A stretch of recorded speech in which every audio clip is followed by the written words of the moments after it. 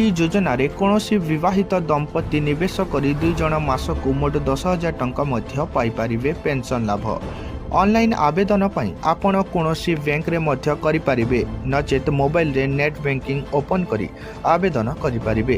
ଦାଖଲ କରିସାରିବା ପରେ ଆପଣ ନିବେଶ ପାଇଁ ନିଶ୍ଚୟ କରିଥିବା ଟଙ୍କା ଆପଣଙ୍କ ଆକାଉଣ୍ଟରୁ ପ୍ରତି ମାସରେ କଟିବ।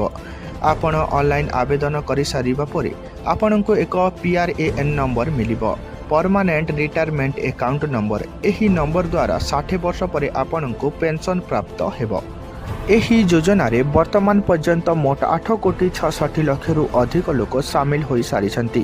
ବର୍ତ୍ତମାନ ସରକାର APY ବା ଅଟଳ ପେନ୍ସନ୍ ଯୋଜନାକୁ 2030ରୁ 2031 ପର୍ଯ୍ୟନ୍ତ ଆବେଦନ କରିବାକୁ ସମସ୍ତଙ୍କୁ ସୁଯୋଗ ଦେଇଛନ୍ତି। ଏହି ବର୍ଷମାନଙ୍କ ମଧ୍ୟରେ ସରକାର ଏହାର ବିକାଶ, ପ୍ରଚାର ଏବଂ ପାଣ୍ଠି ବଢ଼ାଇବାକୁ ମଧ୍ୟ ବିଚାର କରୁଛନ୍ତି। ଏହି ପେନ୍ସନ୍ ଦେବା ଦାୟିତ୍ୱ ସରକାର ନିଜେ ନେଇଛନ୍ତି ଏବଂ ଏହାର ଗ୍ୟାରେଣ୍ଟି ମଧ୍ୟ ଦେଇଛନ୍ତି। ଏହି ଯୋଜନାରେ ଯଦି କୌଣସି ବ୍ୟକ୍ତି ଆବେଦନ କରି ଅନେକ ବର୍ଷ ପଇସା ନିବେଶ କରିସାରିଥିବେ ଏବଂ 60 ବର୍ଷ ପୂର୍ବରୁ ଯଦି କୌଣସି କାରଣରୁ ତାଙ୍କ ମୃତ୍ୟୁ ହୋଇଯାଏ, ତେବେ ତାଙ୍କ ପତି ବା ପତ୍ନୀଙ୍କୁ ମିଳିବ ପେନ୍ସନ୍ ମୃତ୍ୟୁ ପର୍ଯ୍ୟନ୍ତ। ଏବଂ ଯଦି ପତି ପତ୍ନୀଙ୍କ ମଧ୍ୟରୁ କେହି ନଥିବେ, ତେବେ ନାମାଙ୍କିତ ହୋଇଥିବା ନୋମିନି ବା ପରିବାର ବର୍ଗଙ୍କୁ ଟଙ୍କା ମିଳିବ।